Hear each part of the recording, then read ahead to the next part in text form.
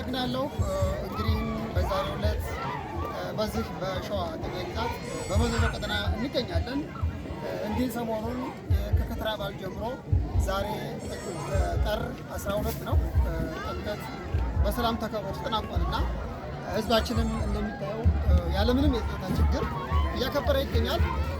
በተለይ ደግሞ የዘንድሮውን በዓል ለየት የሚያደርገው የአማራ ፋኖ አንድነት የተበሰረበት የአማራ ፋኖ ብሔራዊ ንቅናቄ የሚል አንድ ስያሜ ተሰጥቶት አንድ መሪ አንድ ድርጅት አማራ ህዝብ የሚመራበት ወቅት ላይ በመገኘታችን ይሄ ለአማራ ፋኖ ትልቅ ኩራት ነው። ይህም በማስመልከት አጠገቤ የአማራ ፋኖ ሰራዊት አባላትና አመራሮች ይገኛሉ። አጠገቤ የአማራ ፋኖ ጎጃም ጠቅላይ ግዛት ምክትል ጦር አዛዥ አርበኛ ደስታው እኔ ጋ ይገኛልና እስኪ ሰሞኑን እንደምታውቀው የአማራ ፋኖ አደረጃጀቶች ወደ አንድ ማዕቀፍ የመጣበትና ይህም በተመለከተ ሰራዊታችሁ ምን አይነት ደስታ ተሰማው? እሺ አመሰግናለሁ። እንግዲህ ሰሞኑን ስሜ ደስታ ይበልጥ ይባላል። የአማራ ፋኖ ብሔራዊ ንቅናቄ የጎጃም ጠቅላይ ግዛት ምክትል ወታደራዊ አዛዥ ነኝ።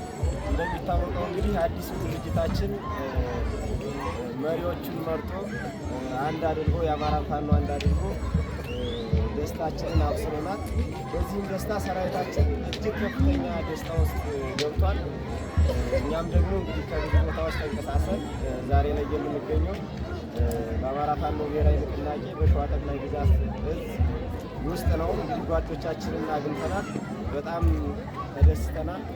ዛሬ ደግሞ እንግዲህ ቅዱስ ሚካኤል የሚከብርበት በዓል ነው። እሱንም ከማህበረሰባችንና ከሰራዊታችን ጋር በጥሩ ሁኔታ እያከበርን ነው የሚገኘው። አመሰግናለሁ።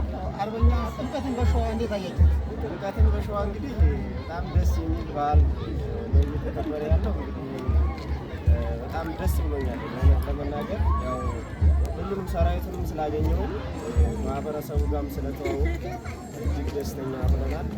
በጣም ጥሩ ነው።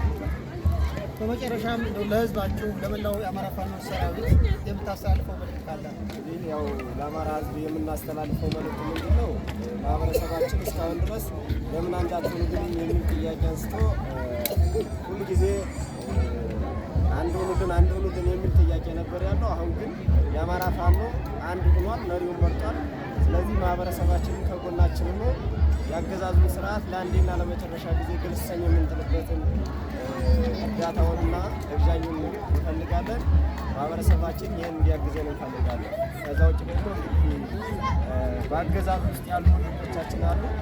እነሱም ወደ እኛ መጥተው እኛን ተቀላለው የአማራን ህዝብ ሰቆቃና እንግልቱን የምናሳጥርበትን ጊዜ በአጭር እናድርግ ነው ብሎ አመሰግናለሁ።